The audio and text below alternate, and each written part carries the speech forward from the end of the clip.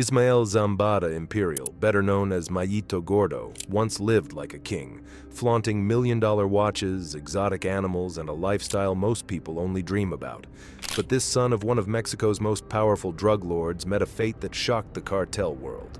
He became a cooperating witness, betraying everything his father built. From the nightclubs of Culiacan to a federal prison cell in the United States, his story remains one of the most dramatic falls from grace in narco history. And today we're breaking down every detail. Ismael Zambada Imperial was born into narco royalty.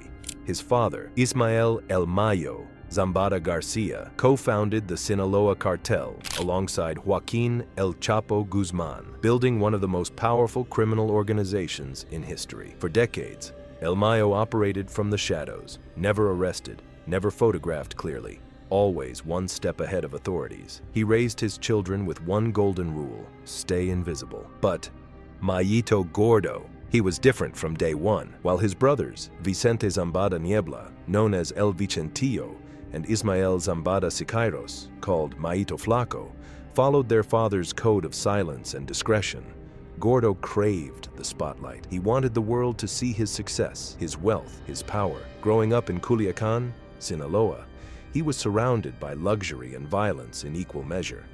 The cartel lifestyle wasn't just his family business, it was his identity. From a young age, Gordo was exposed to the inner workings of the drug trade.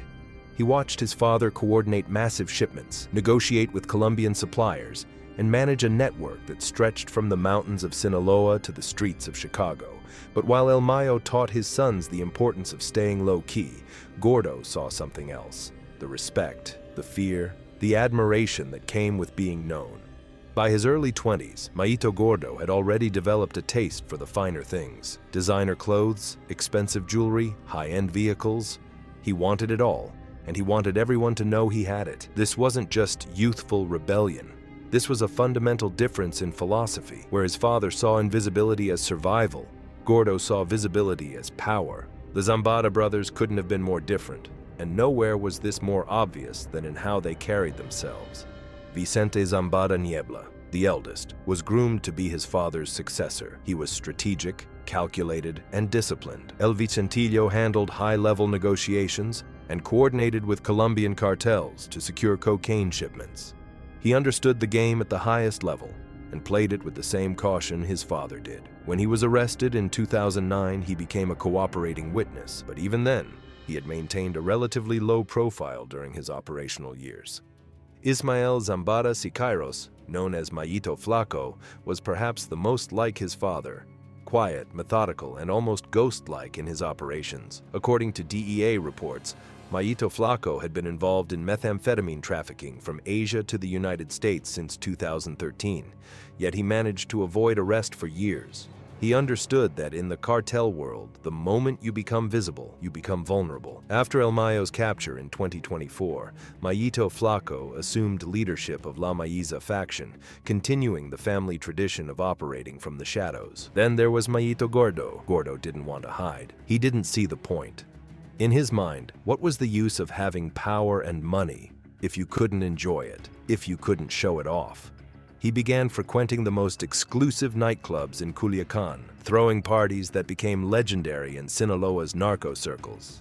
He surrounded himself with musicians, models, and other cartel members who shared his love for the high life.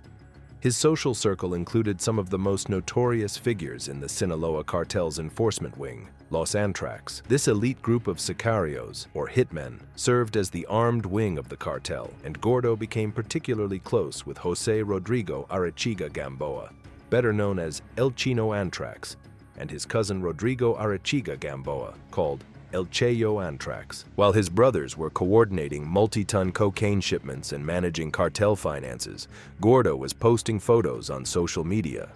Instagram became his stage. He shared pictures of himself at parties, posing with luxury cars, flashing expensive watches, and living a life that screamed, "Look at me." This was unprecedented for someone at his level in the organization. His father reportedly tried to rein him in multiple times, but Gordo was stubborn. He believed that his visibility actually enhanced his reputation, and by extension, the cartel's reputation. He wasn't entirely wrong, but he was playing a dangerous game. By the early 2000s, Mayito Gordo had become something unique in the cartel world, a narco celebrity. While other cartel leaders went to extreme lengths to avoid cameras and public attention, Gordo embraced it. He wasn't just visible, he was flamboyant. His social media presence was unlike anything law enforcement had seen before from someone at his level. He posted regularly, giving authorities and rivals alike a window into his world. This visibility made him stand out among cartel leaders across Mexico. Even the Chapitos, El Chapo's sons, including Ivan Archibaldo Guzman and Jesus Alfredo Guzman, who were known for their flashy lifestyles, maintained more discretion than Gordo. They understood that every photo, every post, every public appearance was intelligence for their enemies. But Gordo didn't care. Or perhaps he didn't fully understand the consequences. His visibility served multiple purposes, whether he realized it or not. First, it was a form of psychological warfare. By showing off his wealth and freedom, he was sending a message: I'm untouchable. This created an aura of invincibility that attracted young recruits who wanted to live the same lifestyle. Second, it was a status symbol within the cartel hierarchy. In a world where respect and fear are currency, being known and being seen to live well had value.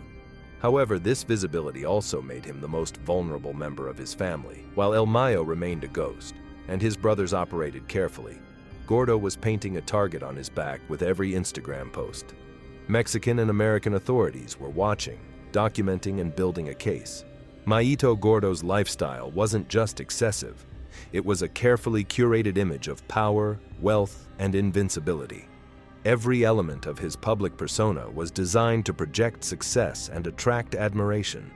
This was the buchon aesthetic taken to its extreme. The term buchon refers to a specific narco subculture style that emerged in Sinaloa. It's characterized by designer clothing, especially brands like Versace, Gucci, and Louis Vuitton, expensive boots, flashy jewelry, and an overall ostentatious display of wealth. Gordo embodied this aesthetic perfectly. He wore custom-fitted shirts with his initials embroidered in gold thread. His belt buckles were encrusted with diamonds. He favored tight jeans, exotic leather boots made from python or ostrich skin, and baseball caps from luxury brands. Every outfit was a statement. I have money, and I want you to know it. Gordo's car collection was the stuff of legend in Culiacan. He owned multiple high-end vehicles, each more expensive than the last. Lamborghinis, Ferraris, custom-modified trucks with bulletproof plating and luxury interiors. His garage looked like a high-end dealership. These weren't just transportation, they were mobile status symbols. In Sinaloa's narco culture, your vehicle says everything about your position in the hierarchy. Gordo's cars announced his arrival before he even stepped out. They were often customized with unique paint jobs, premium sound systems, and personalized details that made them instantly recognizable. Gordo's watch collection alone was worth millions. He wore Rolex, Audemars Piguet, and Patek Philippe timepieces, often switching between them depending on the occasion. Some of his watches were custom-made, featuring diamond bezels and unique engravings. His jewelry was equally impressive. Gold chains thick enough to be weapons, diamond-encrusted rings on multiple fingers, and bracelets that caught the light with every movement. This wasn't subtle wealth. This was wealth as armor, as identity, as power made visible. Like many high-ranking cartel members, Gordo had a fascination with exotic animals. Lions, tigers, and other big cats were status symbols in narco culture, representing power, danger, and the ability to control the uncontrollable. Gordo reportedly kept several exotic animals at his properties, treating them as both pets and symbols of his dominance. These animals served a dual purpose. They were conversation pieces that enhanced his reputation, and they were literal guard animals that added an extra layer of security to his compounds. Perhaps the most significant relationship in Gordo's life was his friendship with Jose Rodrigo Arechiga Gamboa, El Chino Antrax. Chino Antrax was the leader of Los Antrax, the Sinaloa cartel's elite enforcement unit.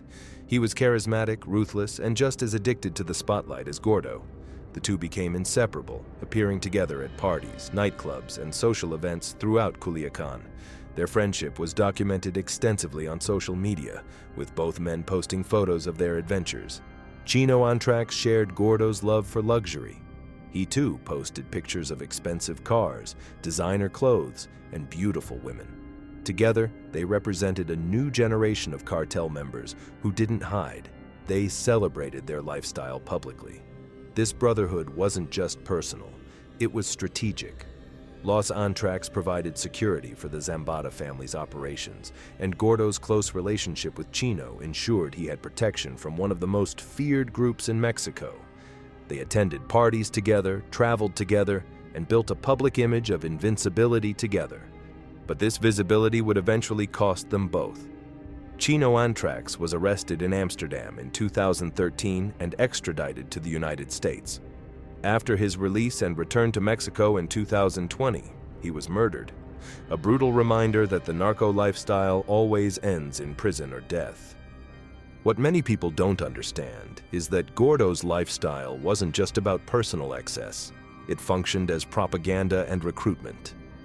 In the impoverished communities of Sinaloa, where opportunities are limited and poverty is widespread, young men saw Gordo's Instagram posts and saw a way out. They saw the cars, the watches, the parties, the beautiful women, and they wanted that life. Gordo's visibility made the cartel lifestyle aspirational. This was recruitment without actively recruiting. Every post was a message. Join us, and this could be your life too. It was more effective than any traditional recruitment method because it didn't feel like recruitment. It felt like inspiration. The cartel understood this, even if they didn't always approve of Gordo's methods. His lifestyle attracted young, ambitious men who were willing to risk everything for a chance at that level of wealth and status. In this way, Gordo's excess served the organization's interests, even as it put him personally at risk. Despite his flashy lifestyle, Mayito Gordo wasn't just a spoiled, rich kid playing narco. He was actively involved in the family business, and he brought his own innovations to the operation. Gordo began working in the cartel's logistics operations in his early 20s. Unlike his brothers, who had been groomed for leadership roles from the beginning, Gordo had to prove himself. His father was skeptical of his flashy lifestyle, worried that it would bring unwanted attention. So Gordo threw himself into the work, determined to show that he could be both visible and effective. He started by overseeing local distribution networks in Sinaloa, ensuring that product moved efficiently from production facilities to distribution points. He learned the business from the ground up, how to manage workers, how to handle disputes, how to keep operations running smoothly despite constant pressure from rivals and authorities. As Gordo gained experience, he began identifying opportunities that the older generation had overlooked. El Mayos' methods were tried and true, but they were also predictable. Gordo brought a younger perspective and a willingness to take risks that his father wouldn't. One of his key innovations was exploiting legitimate businesses more aggressively for money laundering and drug transportation. While the cartel had always used front companies, Gordo expanded this strategy, identifying businesses that could move large amounts of cash without raising suspicion. He also recognized the potential of newer transportation methods. While his father relied heavily on traditional smuggling routes, tunnels, boats, and hidden compartments in vehicles, Gordo explored alternative methods. He looked at how legitimate cargo moved across borders and found ways to blend illicit shipments into that flow. By his mid-20s, Gordo had earned the title of Logistical Coordinator for certain Sinaloa cartel operations. This wasn't a ceremonial position. It was a critical role that required managing complex networks across multiple countries. As Logistical Coordinator, Gordo was responsible for coordinating shipments, ensuring that cocaine from Colombia and methamphetamine from Mexican labs reached distribution points in the United States without interdiction. He managed transportation networks, overseeing the drivers, pilots, and boat operators who physically moved the drugs. He handled logistics for money laundering, ensuring that the massive amounts of cash generated by drug sales in the United States made it back to Mexico and into legitimate financial systems. He also maintained communication, serving as a liaison between different cells and ensuring that everyone was coordinated. Gordo's operations spanned both sides of the border. In Mexico, he managed production facilities and staging areas where drugs were prepared for transport. In the United States, he coordinated with distribution cells that handled sales and money collection. His network extended from Culiacan to California, Arizona, and beyond. He had contacts in major American cities: Los Angeles, San Diego, Phoenix, Chicago, who handled distribution and reported back to him on sales, prices, and law enforcement activity. Gordo employed multiple methods to move drugs and money across the border. He used couriers, individual smugglers who carried drugs in hidden compartments, body packs, or vehicles. These were the most common method for smaller quantities. The Sinaloa cartel was famous for its sophisticated tunnel systems connecting Mexico and the United States. Some tunnels were equipped with lighting, ventilation, and rail systems. Gordo oversaw several tunnel operations, ensuring they remained operational and undetected. Legitimate businesses were Gordo's specialty. He identified companies that regularly shipped goods across the border, produce companies, manufacturing firms, logistics companies, and found ways to hide drugs in their legitimate shipments. By blending illicit cargo with legal cargo, he made detection much more difficult. Like all successful cartel operations, Gordo's network relied on corrupted border officials, police officers, and customs agents who looked the other way or actively facilitated smuggling in exchange for bribes. One of Gordo's most significant operations was his connection to the National City Cell in California. This distribution network, operating in the San Diego area, was responsible for receiving shipments from Mexico and distributing them throughout Southern California. The National City Cell used a variety of methods to receive drugs. Vehicles with hidden compartments would cross at official ports of entry, relying on corrupt officials or simply the odds that they wouldn't be selected for secondary inspection. Small boats would make nighttime runs from Mexico to California beaches, where drugs would be quickly offloaded and transported inland. Some of the cartel's tunnels had exit points in the San Diego area, allowing drugs to be moved directly into American territory without ever crossing a monitored border. Once in National City, the drugs would be stored in stash houses, then distributed to local dealers or transported to other cities. The cell also handled money collection, gathering cash from sales and preparing it for transport back to Mexico. Moving drugs was only half the challenge. The other half was moving money. The Sinaloa cartel generated hundreds of millions of dollars in cash from drug sales in the United States. This cash had to be physically transported back to Mexico, then laundered into the legitimate financial system. Gordo played a key role in this process. Distribution cells would collect cash from street-level dealers, count it, and prepare it for transport. This was a massive logistical challenge. Millions of dollars in small bills take up significant space and weight. The cash would be hidden in vehicles and smuggled back across the border, using many of the same methods employed for drug smuggling. Hidden compartments, corrupt officials, and sheer volume, betting that not every vehicle would be searched, were all part of the strategy. Once in Mexico, the cash had to be laundered. Gordo used a network of businesses to accomplish this. Currency exchange houses would accept large cash deposits and convert them into bank transfers or other financial instruments. Real estate purchases with cash, then selling it later, effectively cleaned the money.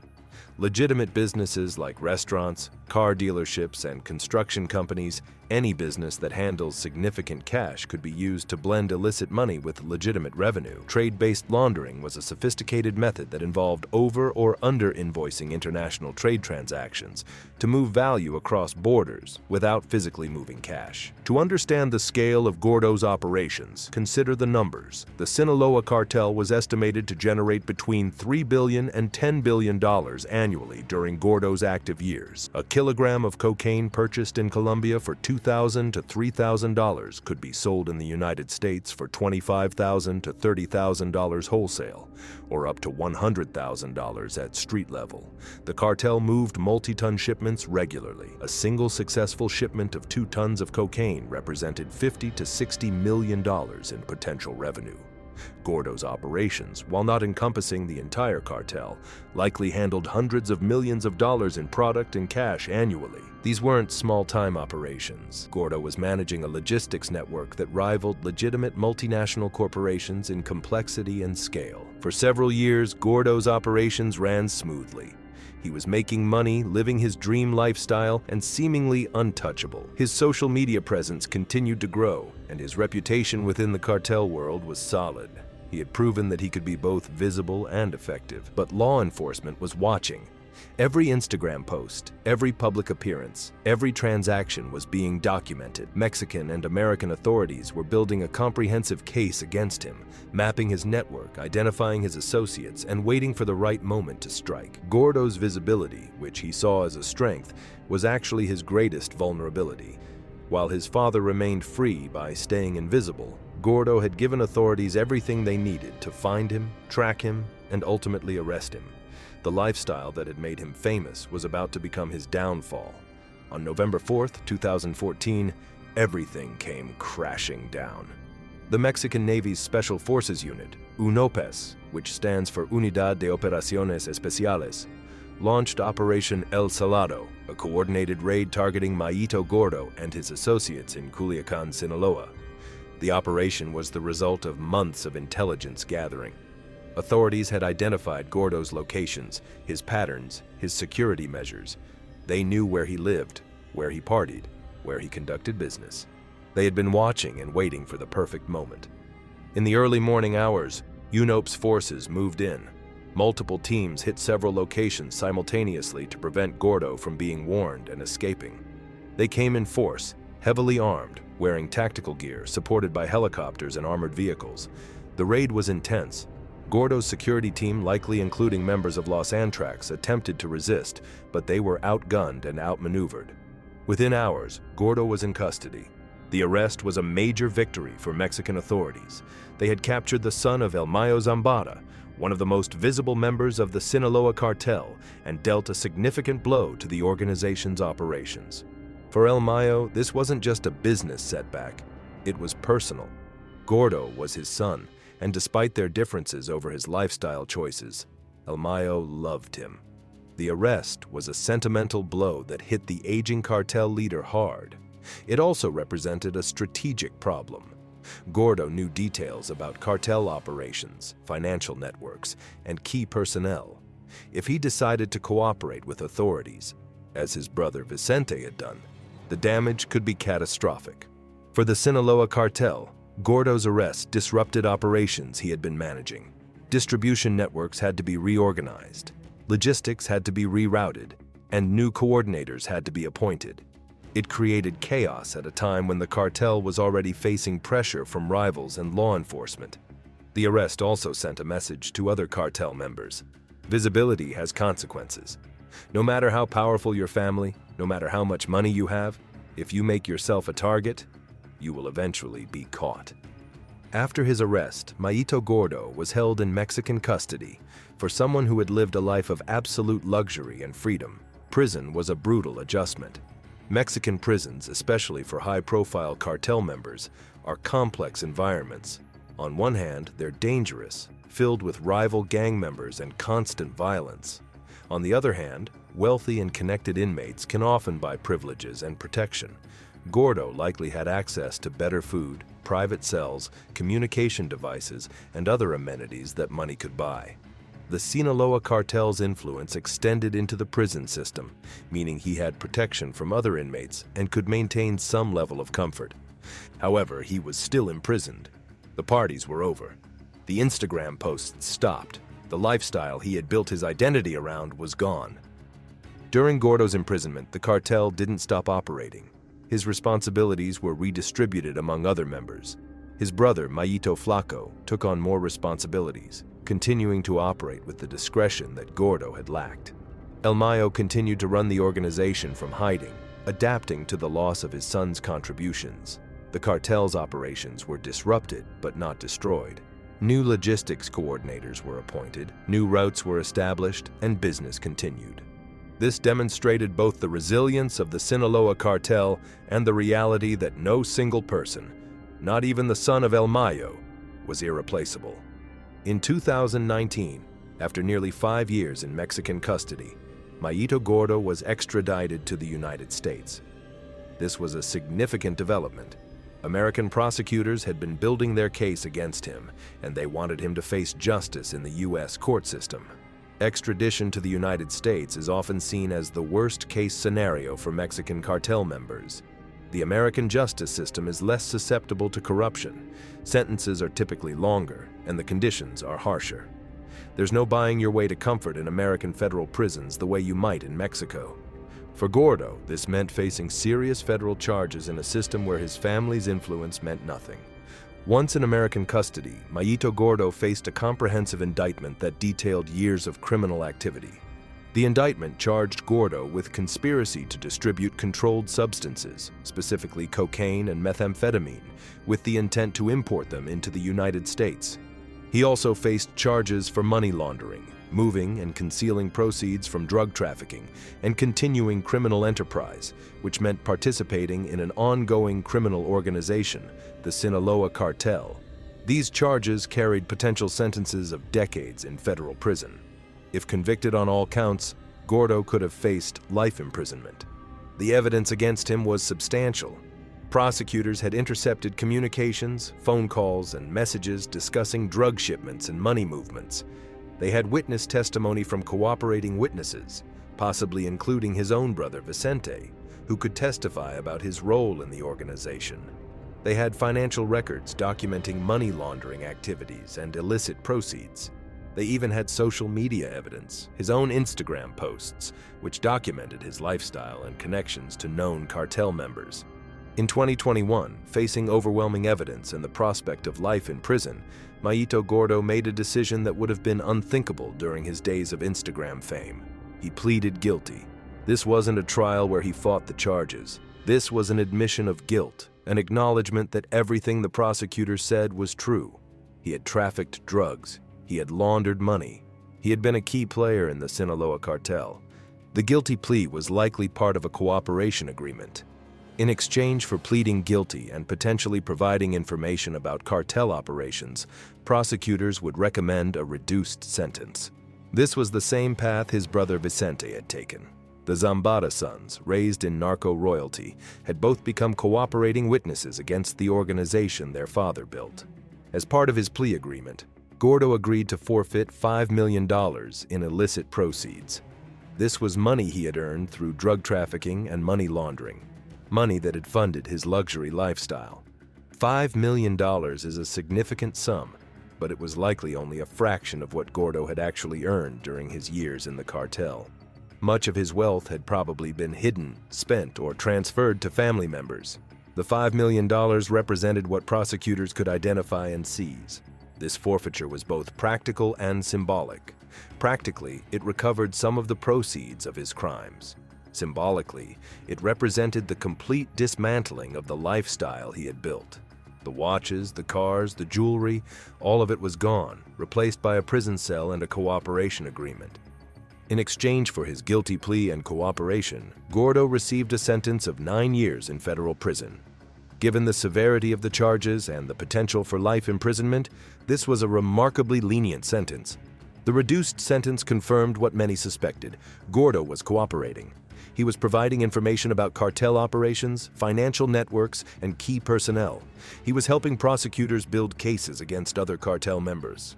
This cooperation made him a traitor in the eyes of the cartel world.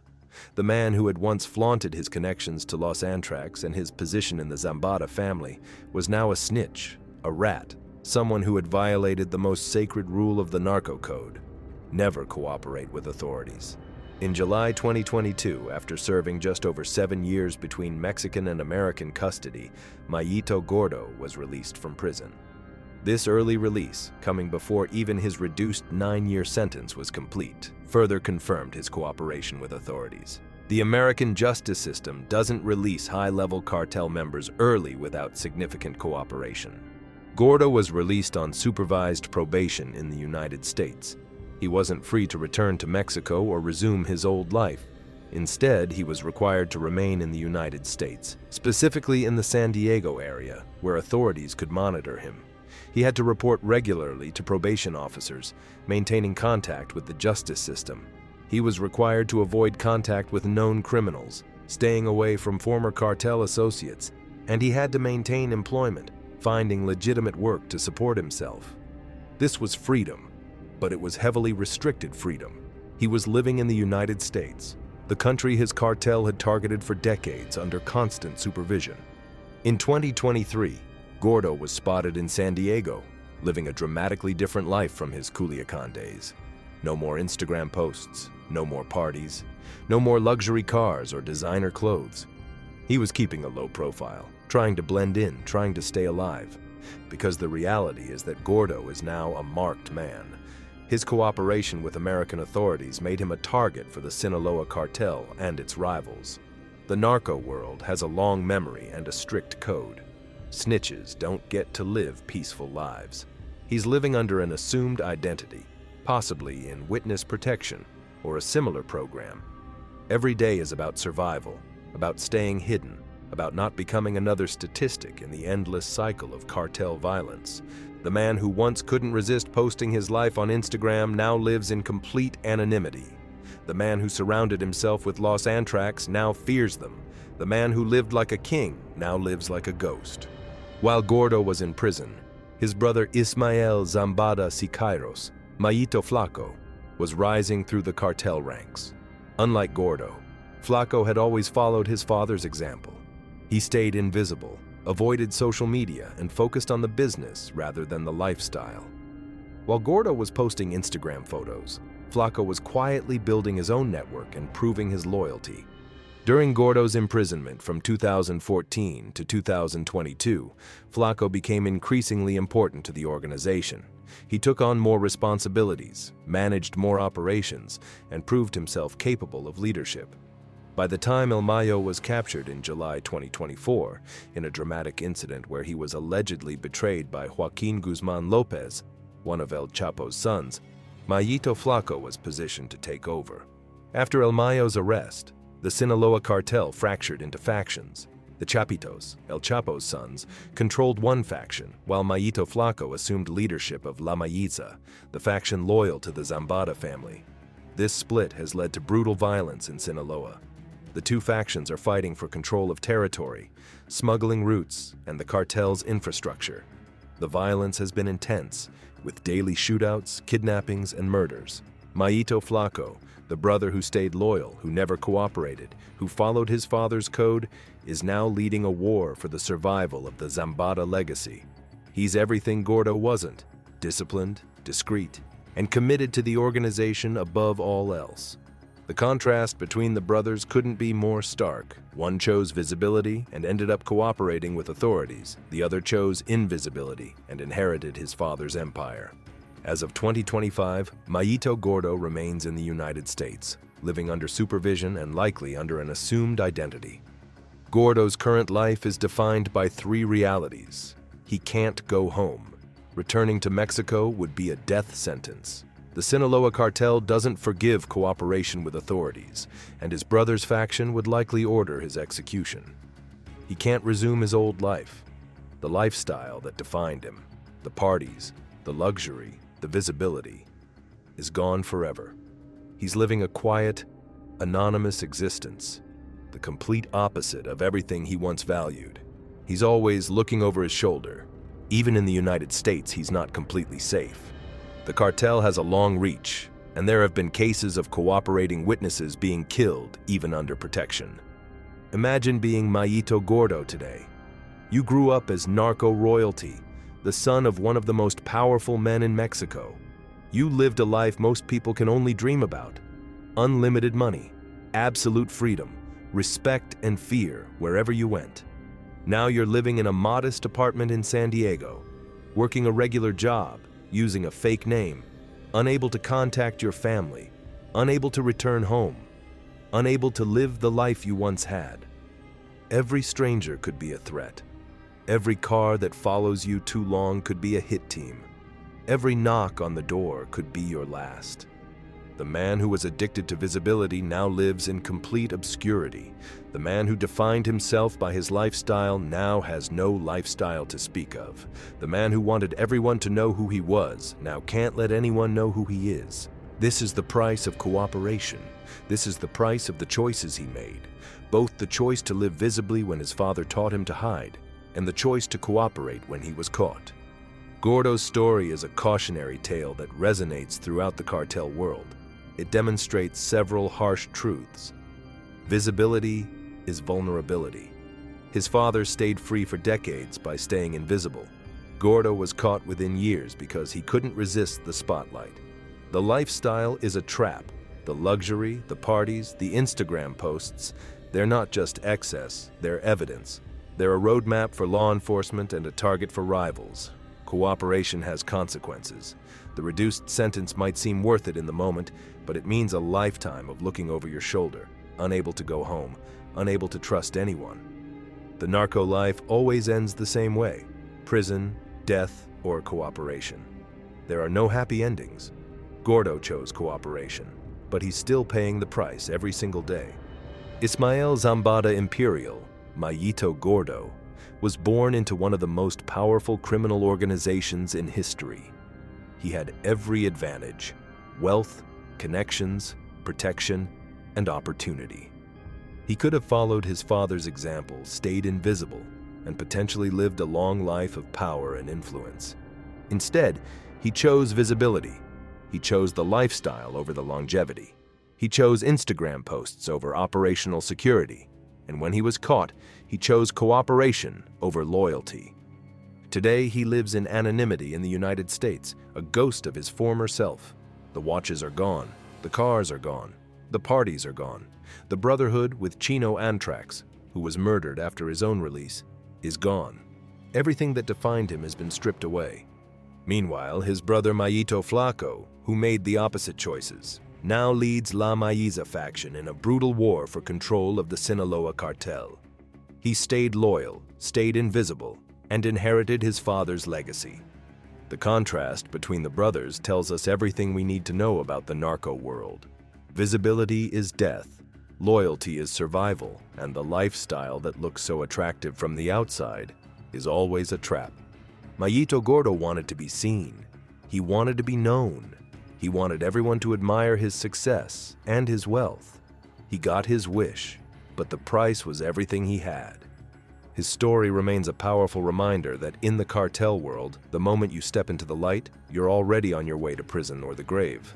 And sometimes, like Gordo, you end up in both.